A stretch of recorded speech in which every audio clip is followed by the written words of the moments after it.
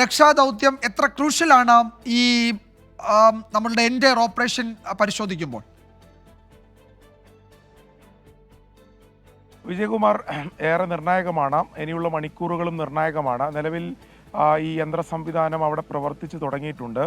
അപ്പോഴും നിലവിലിപ്പോൾ അതായത് ഈ വലിയ പുഴയോരത്തെ കൂമ്പാരത്തിന് തൊട്ടരികിലാണ് അതിൻ്റെ യന്ത്ര കൈ ഉള്ളത്. അവിടെ നിന്ന് അല്പം മണ്ണ് നീക്കം ചെയ്യുന്ന പ്രവൃത്തിയാണ് ഇപ്പോൾ നടന്നുകൊണ്ടിരിക്കുന്നത്. അത് അല്പം കൂടി താഴോട്ട് അതിൻ്റെ ഒരു പൊസിഷൻ മാറ്റാൻ സാധിക്കും എന്നതാണ് നമുക്ക് മനസ്സിലാക്കാൻ സാധിക്കുന്നത്. പക്ഷെ ഒരുപാട് ഈ നേരത്തെ വിജയകുമാർ സൂചിപ്പിച്ചതുപോലെ തന്നെ പുഴയുടെ ഒരു ആഴം ഘടനയൊക്കെ പരിശോധിച്ചാൽ അത് പ്രായോഗികമല്ല എന്നുകൂടി ഒരു വശമുണ്ട്.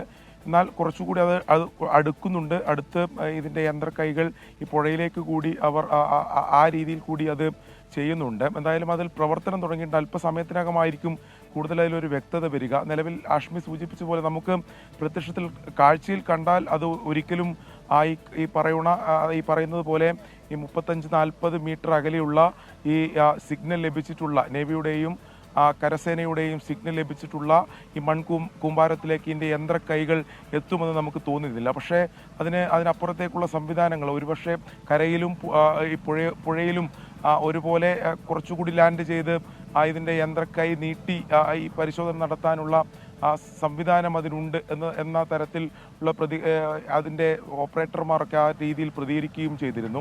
പക്ഷേ ഈ പുഴയുടെ അടിയൊഴുക്ക് ഉൾപ്പെടെയുള്ള കാര്യങ്ങൾ പരിഗണിച്ചാൽ അത്തരമൊരു തീരുമാനത്തിലേക്ക് പോകുമോ എന്ന കാര്യത്തിൽ നിലവിൽ വ്യക്തതയില്ല. ഇപ്പോൾ വിജയകുമാർ നേരത്തെ പറഞ്ഞതുപോലെ നിലവിൽ ഇപ്പോൾ പരിശോധിക്കുന്നത് ഈ മലയാളി രക്ഷാപ്രവർത്തകരെല്ലാം ആവശ്യപ്പെട്ടതുപോലെ അതായത് ഈ പുഴയോട് ചേർന്ന മൺകൂമ്പാരത്തിലാണ്. അതിന് തൊട്ട് താഴെയായിട്ടാണ് ഇപ്പോൾ ഇതിൻ്റെ യന്ത്രക്കൈ അവർ മണ്ണ് നീക്കി പരിശോധന നടത്തിക്കൊണ്ടിരിക്കുകയാണ്.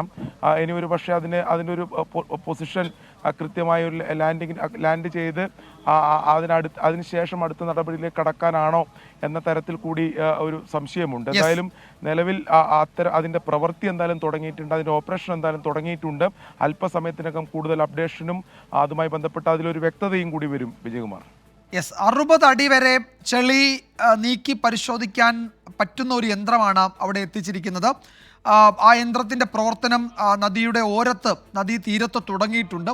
അത് നദിയുടെ ഏതാണ്ട് ഒരു മധ്യഭാഗത്തിനോട് ചേർന്ന് ഒരു 40 മീറ്റർ അകലെയുള്ള വലിയൊരു മൺകൂമ്പാരം, അതിൻ്റെ പരിസരത്തായിരുന്നു നാവികസേനയ്ക്കും ഇന്ത്യൻ ആർമിക്കും സിഗ്നലുകൾ ലഭിച്ചത്. ആ ഭാഗത്തെ പരിശോധനയ്ക്ക് ആ യന്ത്രസാമഗ്രി തയ്യാറെടുക്കുകയാണ്. അപ്പോൾ അവിടെ നിന്നുള്ള കൂടുതൽ വിവരങ്ങൾ വരാനിരിക്കുന്നുണ്ട്. ഏറെ നിർണായകമാണ് ഈ വലിയ മിഷൻ കൊണ്ടുവന്നുള്ള അവിടുത്തെ ഇന്നത്തെ ദൗത്യം. 9ാം ദിവസം അതൊരു നിർണായക ഘട്ടത്തിലേക്ക് കടക്കുകയാണ്.